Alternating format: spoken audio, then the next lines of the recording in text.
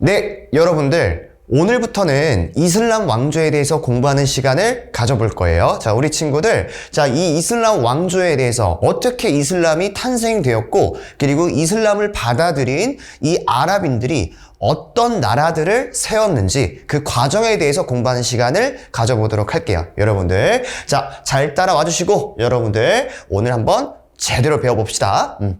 자, 이슬람 왕조 한번 들어가 보겠습니다. 자, 이슬람 왕조를 들어가기 전에 여러분들 이슬람 종교를 만든 사람에 대해서 우리가 공부할 필요성이 있어요. 이 사람이 바로 누구냐면 무함마드라는 사람이 있어요. 이 무함마드, 뭐 다른 말로는 마호메트라고도 하죠. 그죠? 이 마호메트라고 불리는 이 무함마드는 당시 아라비아 반도에서 아주 부유한 상인 출신이었어요. 굉장히 돈도 많고 권력도 어느 정도 있고 어떻게 보면은 귀족적인 생활을 누리고 있었던 이 마호메트가 특이하게도 깨달음을 얻기 위해 그 다음에 이 삶에 있어서의 좀 진리를 얻고자 막 동굴에 들어가요. 굉장히 특이하죠, 여러분들. 어찌됐든 이 무함마드라는 사람이 부유한 상인 출신이었던 이 무함마드가 동굴에 가서 깨달음을 얻기 위해서 여러 가지의 수행을 거듭합니다. 근데 어느 날 이 무함마드가 동굴 속에서 수행 도중에 하나의 계시를 받아요.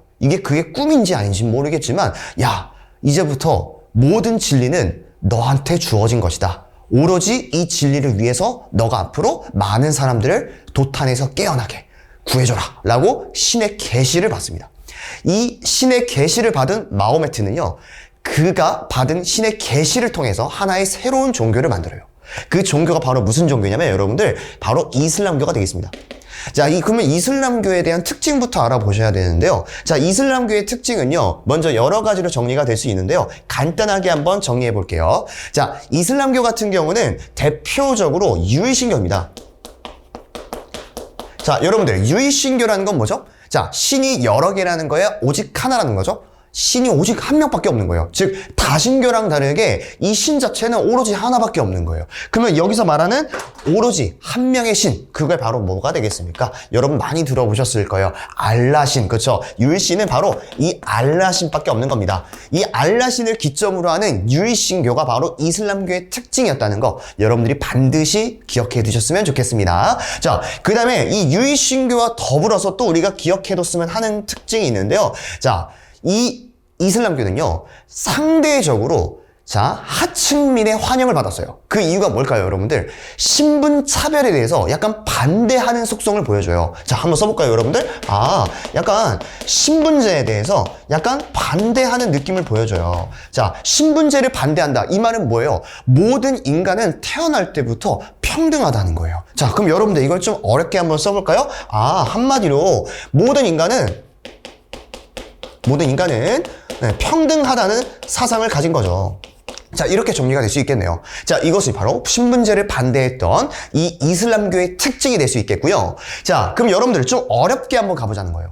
그러면 이슬람교는 신분제를 반대했다는 말은 결국 누구의 지지를 받았고 누구의 탄압을 받았을까요? 생각을 해보세요. 하층민들은 이슬람교를 좋아했을까요? 싫어했을까요?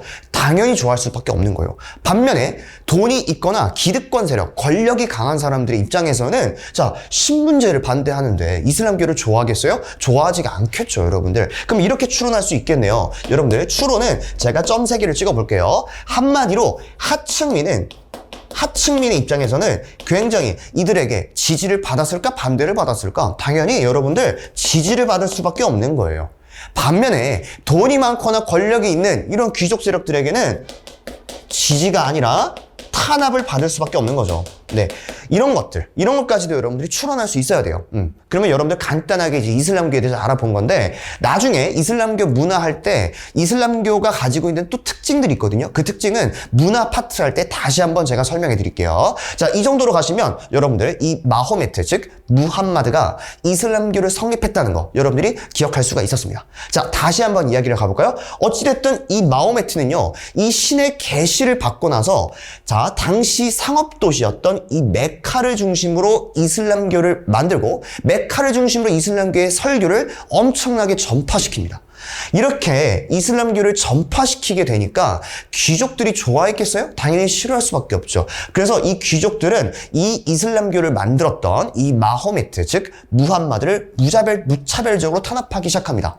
자, 그럼에도 불구하고 이 마호메트는요, 나름대로 귀족 세력에 대항해서 전투를 벌여요. 하지만 아직은 때가 아니다.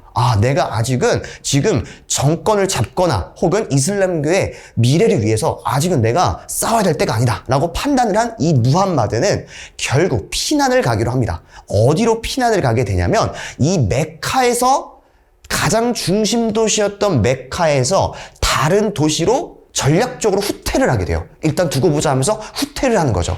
그 후퇴를 가는 사건, 메디나라는 도시로 이주한 사건을 가리켜서 우리는 바로 이 사건 자체를 우리 뭐라고 하냐면요, 헤지라라고 해요. 헤지라. 여러분들, 이 헤지라라는 단어가 메카에서 탄압받던 마호메트가 메디나로 이주했다라는 거. 그것이 바로 헤지라라는 사건. 반드시 기억해 두셔야 돼요. 실제로 이슬람교를 믿고 있는 사람들은요, 이 헤지라라는 사건 자체를 굉장히 중요하게 생각해요. 대표적으로 여러분들, 이슬람을 믿고 있는 나라에서는 이 달력 자체를 헤지라력으로 믿고 있는 달력도 많아요. 즉, 무슨 말이냐? 쉽게 말씀드리면, 여러분들 혹시 우리 조선사 공부할 때 태종 1년, 그쵸? 태종 13년 이런 식으로 역사적으로 전개가 서술되는 거 봤죠? 마찬가지입니다. 이슬람권에서는 이 헤지라라는 사건을 기준으로 헤지라 5년, 헤지라 10년 이렇게도 평가를 하기도 해요. 그 정도로 이슬람교에서 이 마호메트가 메디나로 이주한 사건, 이거 굉장히 중요하니까 여러분들이 반드시 기억해 두셔야 되겠습니다. 자, 여기서 말한 메디나로 이주, 헤지라는 사건까지 알아보셨고요. 그 다음에 헤지라로 피난 갔던 이 무함마드는요, 여기서 끝난 게 아니었습니다. 꾸준하게 세력을 확장시킨 뒤에 다시 한번 메카를 정복하게 돼요. 그러면 기억해 볼게요. 원래 무함마드는 메카를 중심으로 이슬람교를 확장시켰지만 귀족들의 반대로 메디나로 피난 간 거야. 그걸 우리는 헤지라라고 하고, 헤지라 속에서도 세력을 키운 무함마드는 어떻습니까? 끝내는 메카를 정복하는 모습들까지 보여지게 되는 거예요. 자, 메카를 정복함과 동시에 계속적인 이슬람교의 확장이 이루어지게 되고요. 나중에는 아라비아 반도까지도 통일하는 그런 모습들까지 보여주는 게 바로 무함마드 시대 때 보여졌던 대표적인 특징이 되겠습니다. 여러분들, 이렇게 되시면 여러분들 무함마드가 어떻게 이슬람교를 만들었고, 그리고 이슬람교가 탄압받았던 과정과 다시 한번 메카를 정복하는 과정까지 다 살펴볼 수가 있었습니다. 자, 그 다음에 이어서 한번 가보겠습니다. 그 다음에 이제 이어서, 자, 무함마드가 죽고 난 이후부터인데요. 자, 설명을 드릴게요. 자, 결국 이 무함마드는요, 사우디 아라비아, 즉 아라비아 반도를 통일한 이후에 죽게 돼요. 그가 죽고 난 뒤에, 자, 이 무함마드의 뜻을 같이 하는, 무함마드의 후계자 노릇을 자처하는 사람들이 등장해요. 이런 사람들을 가리켜서 우리는 뭐라고 하냐면 칼리프라고 해요. 자, 뭐라고요? 칼리프요. 이 칼리프는 좀 특이한 게 있어요. 이 칼리프의 의미가 뭐냐면요, 정리를 한번 해보겠습니다. 칼리프는 먼저 정치적인 지도자예요. 그러니까 한마디로 왕과 같은 역할을 하는 거예요. 근데 정치적인 역할뿐만 아니라 어떤 역할까지도 하냐면 종교적인 지배자의 역할도 같이 한다고 볼 수 있어요.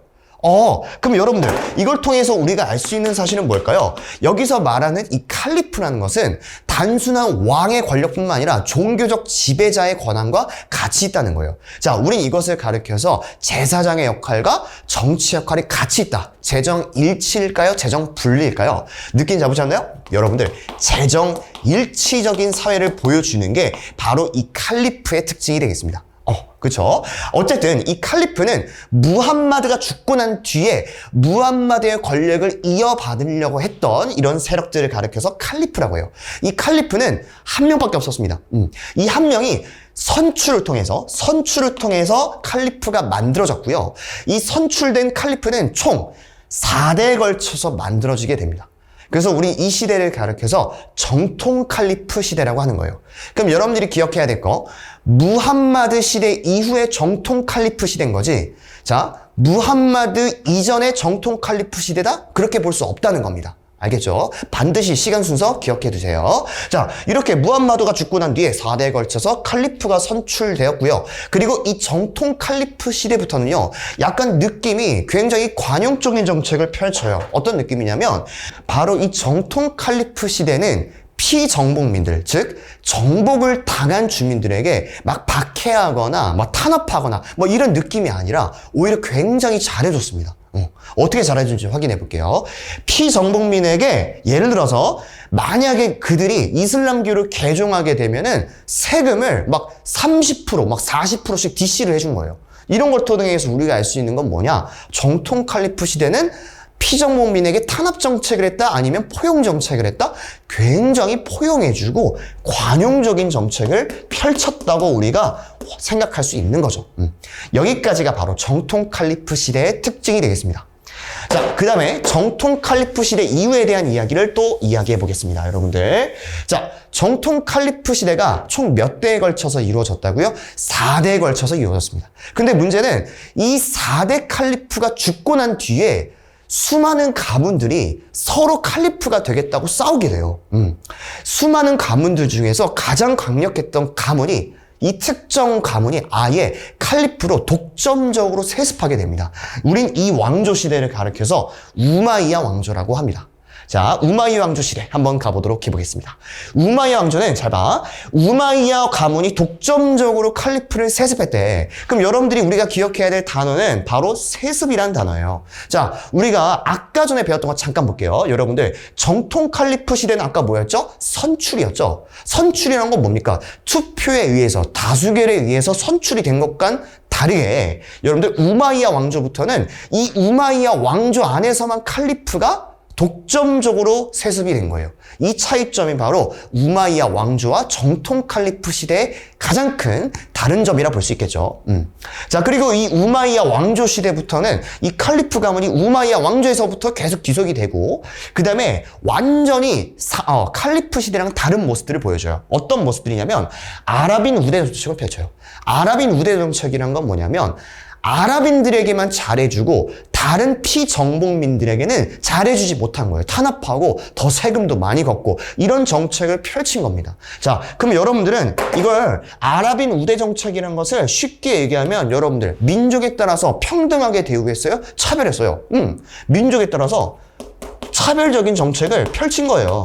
그래서 여러분들 시험 문제에서는 민족 차별 정책이 곧 아랍인 우대 정책과 같은 말이라는 거 여러분들 시험에 나오니까 반드시 기억해 두시면 되겠습니다. 이것이 바로 여러분들 우마이야 왕조의 특징이 되겠고요. 그 다음에 이 우마이야 왕조 때부터는요, 굉장히 영토가 확장되는 모습들을 보여줘요. 대표적으로 어느 반도까지 지배하게 되냐면 이베리아 반도라고 있습니다. 자, 이베리아 반도가 어디냐면 제가 간략하게 지도를 좀 설명을 드릴 거예요. 자, 여러분들 제가 그림을 정말 못 그려요. 못 그려도 여러분들이 너그럽게 좀 이해를 부탁드리겠습니다. 자, 이렇게 있다고 치자. 자, 보겠어요. 자, 여기가 유럽이고요. 여기가 아프리카예요. 그 다음에 여기가 바로 어디냐면 아라비아 반도예요. 이 아라비아 반도에 우리 아까 이야기했던 거 기억나세요? 자, 메카라는 도시가 있었던 거, 그 다음에 메디나라는 도시가 다 이 아라비아 반도 안에 있어요. 여기서부터 무함마드가 이슬람교를 만들고 계속적으로 확장 정책을 펼친 거예요. 자, 그 다음 여러분 복습해볼까요? 무함마드가 죽고 난 뒤에 이제 무슨 칼리프 시대? 정통 칼리프 시대가 열린 거예요. 그리고 이 정통 칼리프 시대가 몇 대까지? 4대까지 쭉 지속이 되다가 4대 이후부터는 특정 가문, 즉 우마이야 왕조가 독점적으로 세습했다고 했죠. 그죠? 자, 즉 빗줄 친 부분이 대표적인 정통 칼리프 시대의 영역이라면 우마이야 왕조 때부터는 영토가 확장돼서 여기까지도 확장돼요. 이 북아프리카, 여기가 지금 북아프리카거든요. 이 북아프리카 위에 하나의 큰 유럽의 반도가 있어요. 이 반도가 바로 여러분들 이베리아 반도가 되겠습니다. 이베리아 반도의 위치라고 설명드리면, 쉽게 말씀드리면 여러분들 스페인 아세요? 스페인과 이 포르투갈, 이 스페인과 포르투갈이 있는 지방이 바로 여러분들 가장 유럽의 서쪽에 위치하고 있는 반도인 이베리아 반도가 되는 거예요. 즉 우마이야 왕조가 이베리아 반도, 유럽 깊숙이 진출했다는 것이 가장 큰 의미가 될 수가 있겠습니다.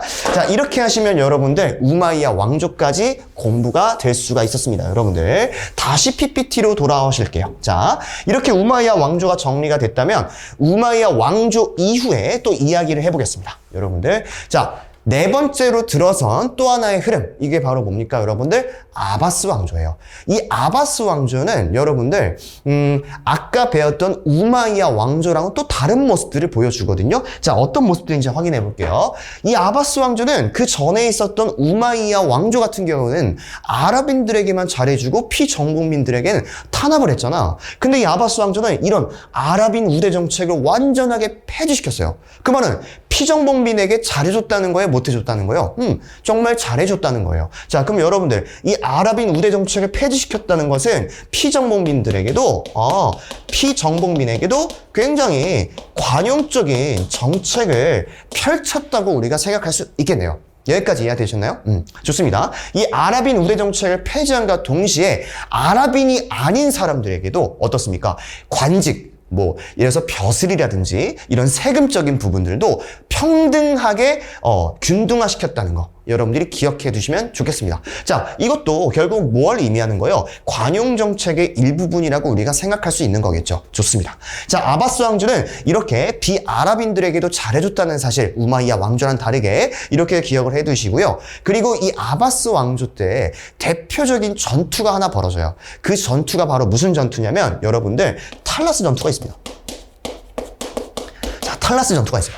자, 그러면 여러분들 이 탈라스 전투가 무슨 말이냐면 여러분들 당시 아바스 왕조 때 이 중국에 당나라가 있었어요. 이 당나라랑 그 다음에 이 서아시아 세계 아바스 왕조가 서로 싸웠던 전투가 이 탈라스 전투거든요. 이 탈라스 전투에서 누가 이기게 되냐면 아바스 왕조가 승리하게 돼요. 네. 그러면서 이 아바스 왕조가 승리하고 이 당나라가 기존에 수출하고 있었던 여러 가지 비단이나 도자기 같은 상품들이 비단길을 통해서 이들이 장악할 수가 있었던 거예요. 그래서 이 아바스 왕조는 이 비단길을 장악하게 됨으로써 동양과 서양의 중심으로서 이 동서무역을 장악했다고 보여줄 수가 있는 거죠. 그러면 이 탈라스 전투가 가지고 있는 의미는 굉장히 큰 거예요. 동서무역을 장악하게 된 아바스 왕조의 가장 큰 전성기를 보여주는 게 이 탈라스 전투가 되겠습니다. 자, 그 다음에 이어서 한번 가볼게요. 여러분들, 아바스 왕조의 수도를 좀 기억해 두셨으면 좋겠어요. 그 수도가 바로 어디냐면 여러분들 많이들 들어보셨을 거예요. 지금 이라크라는 나라가 있는데 이라크의 나라가 대표적인 수도가 바그다드죠. 마찬가지입니다. 아바스 왕조의 수도가 바로 어디예요? 이 바그다드라는 도시가 되겠습니다. 이 바그다드라는 도시는 자, 이때 당시에 전 세계 최고의 국제 도시로서 정말 유명했던 도시로 성장을 하게 됩니다. 즉, 국제 도시로서의 성장하는 모습들, 여기까지가 바로 이 아바스 왕조의 특징이 되는 거겠죠. 자, 좋습니다. 여기까지 기억을 해두시고 마지막으로 또 이야기해 볼 것들이 있습니다. 바로 후우마이야 왕조인데요. 자, 후우마이야 왕조는 뭐냐면 아까 전에 배웠었던 우마이야 왕조가 멸망하거든요. 아바스 왕조에 의해서요. 근데 이 멸망했던 우마이야 왕조를 다시 한번 만들고자 했던 왕조가 바로 후우마이야 왕조예요. 후우마이야 왕조는 시험에 거의 안 나오고 있어요. 나오고 있다고 할지라도 우리가 알아두면 좋은 게 바로 이베리아 반도를 기점으로 활동했다. 이 정도만 기억해 두시면 될 것 같아요. 이베리아 반도는 제가 아까 말씀드렸다시피 스페인, 포르투갈 그쪽에 있는 서쪽의 반도가 바로 이베리아 반도가 되는 거 기억하고 계시죠? 이 정도로 여러분들이 기억하시면 될 것 같습니다. 자, 그 다음에 여러분들 이어서 이슬람 문화에 대해서 들어갈 거예요. 자, 이슬람 문화는 크게 여러분들 경제 파트랑 사회 파트, 문화 파트로 다 나뉠 수가 있거든요. 한 가지씩 확실하게 알아보도록 하겠습니다. 먼저 이슬람 문화의 경제입니다. 이슬람 상인들이라고 여러분들 들어보셨나요? 전 세계에서 상인과 그 다음에 무역에 대해서 엄청나게 부를 축적한 사람들이 바로 이 이슬람 상인들이 됩니다. 그 정도로 이 이슬람 문화에서 이슬람 상인들의 상거래 무역은 정말 무지막지하게 비약적으로 발전하게 됩니다. 자, 볼까요? 어느 정도냐면 아예 국가가 상업활동을 적극적으로 지원하는 모습들을 보여줘요. 그렇기 때문에 이 이슬람권에서는 상업이나 어떤 무역업들이 비약적으로 발전할 수밖에 없었다는 사실 여러분들이 기억해 두시고요. 그 다음에 여러분들, 자, 이런 국가가 지원을 받아서 무슨 길을 통해서 동서무역이 활발해지게 됐냐면, 아까 제가 말씀드렸죠. 비단길은 무슨 전투 이후로? 탈라스 전투 이후로 비단길과 심지어는요, 여러분들 바닷길도 있어요. 이 바닷길을 통해서도 이 동양과 서양을 중계로 이어서 하는 동서무역이 엄청나게 활발히 진행됐다는 거 여러분들이 다시 한번 기억해 두셨으면 좋겠습니다. 자, 이렇게 되면 경제에 대해서 알아보셨고요. 그 다음에 여러분들 과학에 대해서 알아볼 거예요. 과학도 굉장히 재밌는 부분들이 많아요. 자, 하나씩 알아볼게요. 여러분들, 우리 예전에 인도사에서 공부했던 부분인데, 전 세계에서 최초로 0이라는 개념을 발전시키고 발견한 문명이 바로 인도 문명이었죠. 이 인도에서 탄생된 숫자 0에 대한 개념을 응용시키고 심화시켰던 이 사람들이 바로 이슬람 상인들이거든요. 이 이슬람 아이들이 굉장히 이 숫자에 대한 개념을 도식화시키면서 그들만의 숫자를 만듭니다. 그게 바로 아라비아 숫자가 되겠습니다. 여러분들이 흔히 쓰이고 있는 1, 2, 3, 4라는 숫자 있죠? 이 숫자는요, 여러분들 표준적으로 제정되어 있는 숫자예요. 전 세계가 만국으로 보통으로 사용하고 있는 숫자인데 이 숫자 자체가 아라비아 숫자예요. 그 정도로 여러분들 이 숫자나 이런 자연과학에 있어서 이 아랍인들의 힘이 굉장히 많이 차지하고 있다는 거 여러분들이 기억해 두셨으면 좋겠습니다. 아라비아 숫자. 네, 두 번째 한번 가보겠습니다. 연금술이에요. 자, 연금술이 바로 무슨 말이냐면 쉽게 말씀드릴게요. 연금술은 쉽게 말씀드리면 여러분들 하나의 돌이 있어요. 이 돌을 금으로 만들려는 노력들이에요. 여러분들 한번 생각을 해보세요. 여러분들 돌을 황금으로 만들 수 있는 재주가 있을까요? 그렇게 될 수 있을까요? 실질적으로는 불가능하죠. 하지만 당시의 이슬람권에서는 이러한 시도들이 굉장히 많았어요. 우리는 이런 시도들을 가르쳐서 연금술이라고 하는데요. 자, 돌을 황금으로 만드는 과정 속에서 여러 가지 실험을 하게 됩니다. 이런 여러 가지의 화학적 실험을 하게 되는 과정 속에서 단순하게 자, 황금을 만들고자 하는 노력에서 끝나는 것이 아니라 화학이 비약적으로 발전하게 됩니다. 네, 대표적으로 여러분들이 알아두셨으면 좋겠는 게 여러분들 어른들이 좋아하는 게 바로 뭐예요? 술이죠. 이 술을 여러분들 자, 의학적 용어로 뭐라고 하죠? 알코올이라고 하죠. 자, 이 알코올, 혹은 알칼리, 이런 단어들이 많이 쓰이고 있거든요. 자, 이런 단어들을 다 알아버려요. 여기서 기원이 된 거예요. 그 정도로 이 화학적인 면에서는 전 세계적으로 이 아랍인들의 연구가 너무나 당대 사람들에게 영향을 줬다는 거 여러분들이 반드시 기억해 두셨으면 좋겠습니다. 자, 연금술까지 알아보셨고요. 의학도 엄청나게 발전합니다. 대표적으로 누가 있냐면 이븐 시나라는 사람이 이런 의학을 많이 발전시켰다는 거 기억해 두시고요. 지리학이 되겠습니다. 이 지리학은 여러분들 시험에 은근히 잘 나와요. 자, 이 지리학에서 대표적인 사람이 있는데 이븐 바투타라는 사람이 있습니다. 이 사람이 여러 가지 기행문도 쓰게 되는데 이 과정 속에서 지리학, 지도적인 흐름들 이런 것들이 굉장히 많이 발달하게 되는 시대도 바로 이슬람 문화의 대표적인 예시가 되겠고요. 자, 그 다음에 마지막 보겠습니다. 그리고 이런 이슬람 문화의 여러 가지 요소들이 결국에는요, 나중에 근대 서양 유럽의 과학기술에 비약적인 도움을 주게 됩니다. 엄청나게 큰 영향을 준다는 거 여러분들이 다시 한번 기억해 두셨으면 좋겠습니다. 자, 그 다음에 또 이어서 한번 가보겠습니다. 자, 이번에는 문학 파트인데요. 여러분들 문학에 대해서도 이야기해 볼 필요성이 있죠. 자, 이슬람 문화에서 대표적인 문학 작품이 있거든요. 여러분들 많이 들어보셨을 거예요. 아라비안 나이트. 그렇죠? 신바드의 모험. 이런 것들 다 뭡니까? 이 아라비안 나이트라는 문학 작품 역시 이슬람의 대표적인 문학 작품이니까 여러분들이 기억해 두셨으면 좋겠고요. 그 다음에 건축도 있습니다. 건축 같은 경우는 모스크 양식이 있어요. 자, 이 모스크 양식이 어떻게 생긴 거냐면 여러분들 이런 거 있잖아요. 막 이렇게 이렇게 이런 형식으로 만들어진 건축 양식을 가리켜서 우리는 모스크 양식이라고 볼 수 있는 거예요. 도매 형태가 되겠고요. 그 다음에 아라베스크 같은 경우, 이 아라베스크 같은 경우는 이 그림 자체가 막 기하학적인 무늬가 들어있고 굉장히 복잡하게 묘사가 되어 있어요. 이런 양식들을 가리켜서 우리는 아라베스크 양식이라고 해요. 이런 것들이 여러분들 이슬람 문화의 특징이니까 여러분들이 다시 한번 기억을 해두셨으면 좋겠습니다. 자, 그 다음 문제 한번 가기 전에 제가 한 가지 더 추가시키고 싶은 요소들이 있어요. 자, 여러분들 한번 판서로 가보겠습니다. 이슬람교인데요. 총정리 한번 해볼게요. 자, 여러분 이슬람교는 제가 말씀드렸다시피 아까도 얘기했을 거예요. 다신교일까요? 유일신교일까요? 여러분들 유일신교로 여러분들이 기억하고 있을 거예요. 자, 유일신교이면서 그 다음에 또 두 번째 특징 기억나세요? 신분차별에 대해서 약간 좋아하는 모습이야? 반대하는 모습이에요? 신분차별 약간 반대하는 뉘앙스가 있어요. 이렇게 여러분들이 공부했을 거예요. 하지만 여기서 우리 더 나아갑시다. 자, 이슬람교에서 믿고 있는 체계적인 경전이 있어요. 이 경전이 바로 뭐가 되는 거냐면 여러분들, 자, 쿠란이 되겠습니다. 여러분들 크리스트교의 교리가 경전이 뭐가 될까요? 바이블, 즉 성경이 되겠죠. 이슬람교에도 이런 성경이 있었던 거야. 그 성경의 이름이 바로 쿠란이 되는 거고요. 하나 더 여러분들이 기억해 두셨으면 좋겠어요. 이슬람교를 믿고 있는 사람들은 대다수가 매년 9월 정도가 되면은 한 달에서 한 2달 정도를 금식을 해요. 이런 금식 기간이 있거든요. 이 금식 기간을 가리켜서 우리는 뭐라고 하냐면, 여러분 좀 어려우니까 기억해 두세요. 라마단이 되겠습니다.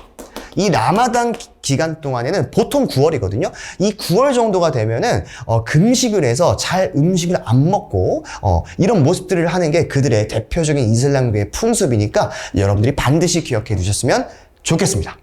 이슬람교는 여러분들 이 정도까지만 알아두시면 시험 문제 푸는데 그렇게 큰 지장이 없을 겁니다. 자, 이렇게 정리가 될 것 같습니다. 네, 그럼 여러분들 이제 이어서 문제를 풀어볼 거예요. 자, 문제 풀고 이번 시간 마무리 해볼게요. 자, 먼저 보겠습니다. 다음에서 설명하는 이슬람 왕조에서 옳은 설명. 자, 골라볼게요. 이슬람교를 탄생시킨 무함마드가 죽은 뒤에요. 죽은 뒤에 새로운 지도자로 칼리프를 선출했대. 자, 이 칼리프는 정치적인 힘뿐만 아니라 종교적인 권력까지 같이 있대.